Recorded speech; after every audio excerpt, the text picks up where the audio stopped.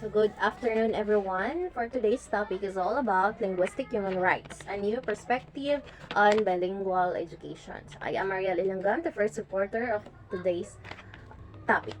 So, linguistic human rights. What is linguistic human rights? So, linguistic human rights refers to the right of individuals to use their own language, to maintain and develop their culture, and to have access to education and other services in their own language.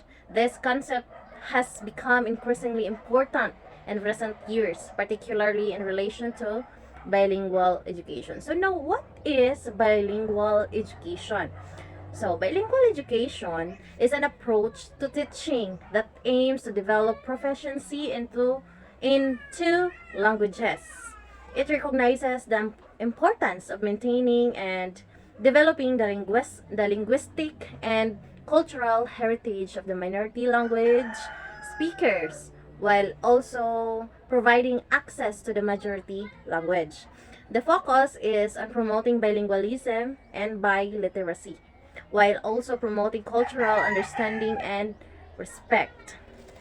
So, from a linguistic human rights perspective, bilingual education is important because it helps to ensure that minority language speakers are not discriminated against and are able to fully participate in the society.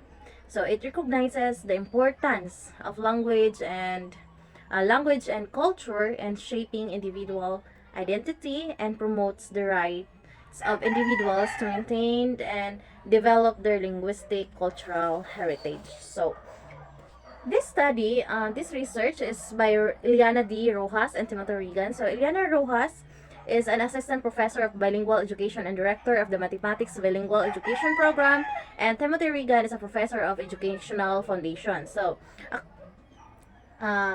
next slide. So, according to Wiskatnav Kangas 1999, everybody, not just privileged elites or poor minorities, needs to be fluent and literate in fluent and literature in at least two languages, preferably more. So everybody, not just minorities, need to become aware of and acknowledge the importance of their ethnic and linguistic roots in order to be able to develop, analyze, criticize, and reflect. Language rights for all are part of human rights. Language rights are requisite to many other human rights. Linguistic human rights in education are a prerequisite for the maintenance of diversity in the world that we are all responsible for. So it highlights, no, this quote of Scotland highlights the significance of language fluency and literacy for everyone, respective of their social status or cultural backgrounds. So the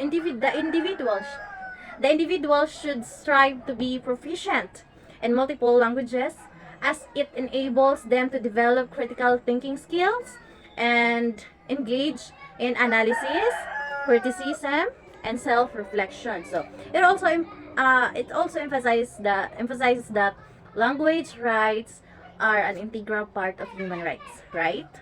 He also suggests that language rights act as a foundation for many other human rights, as they enable individuals to fully participate in society, access education, and also express their cultural and ethnic identities. Overall, linguistic human rights in education are crucial for maintaining diversity in the world. So, the bilingual education has been an extremely controversial and contentious topic in recent years among both educators and general public in the United States. This is also called the ideological monolingualism. The United States has not demonstrated either great sensitivity to or tolerance of linguistic diversity historically. So we believe, some common core assumptions shared by virtually all educators, policymakers, and indeed by most individuals and general public that relate to the issues that we will be addressing in this article. Specifically, there appears to be a general consensus in our society that every child's first needs to acquire every child needs to acquire competence in standard English. So that's the first one. The second one needs to master not only language skills but other subject matter as well. So the child's not only to master the English but also the other subject matter in school as well. So next, the third one deserves to feel loved, cared for, and respected. So of course, the children need to be, they need they need to feel loved by the people around them, especially their parents, their teachers, especially their parents, yeah, their families. So the fourth one, they need, the children needs to be held to high but attainable standards of performance. Of course, dili na to sila pa kaning kayo na to sila Tagalog mga heights kanang mga dili nila makaya, di ba? Dapat sakto lang sa ilaang skills or abilities. So they need to feel safe and secure in the school environment. Of course, if the children are in school, the school should ensure that the children in school are secure. They are secure and there's no factors that can harm them.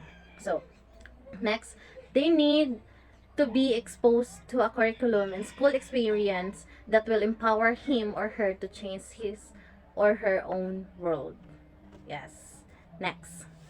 So the bilingual education in US an overview. So there are three broad goals. First one is the knowledge of the subject matter being taught in the classroom, including mathematics, science, social studies, art and music, language arts, and any other content in the curriculum. The second one is the literacy skills, initially in the child's first language, which then transfer to the second language.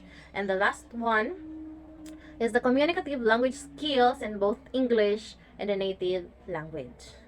So bilingual education, what does this research really say?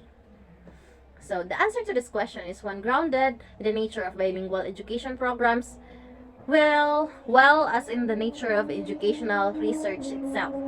As Catherine Samway and Denise Makion have observed, attempts to compare bilingual education programs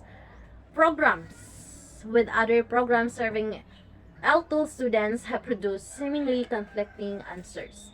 So this is the case, though, to a large extent because of the incredible diversity of programs that are labeled bilingual. More often than not, comparative studies of bilingual education programs are not really comparative at all. They involve very different models, approaches, and curricula, all of which are subsumed under the general and misleading label of bilingual education, as Hakuta and Gold argue. So, there are indicators that are most strongly supported by the research evidence are: first is high expectations need to be held for all language minority students. Second, there is integration of language development with subject matter development.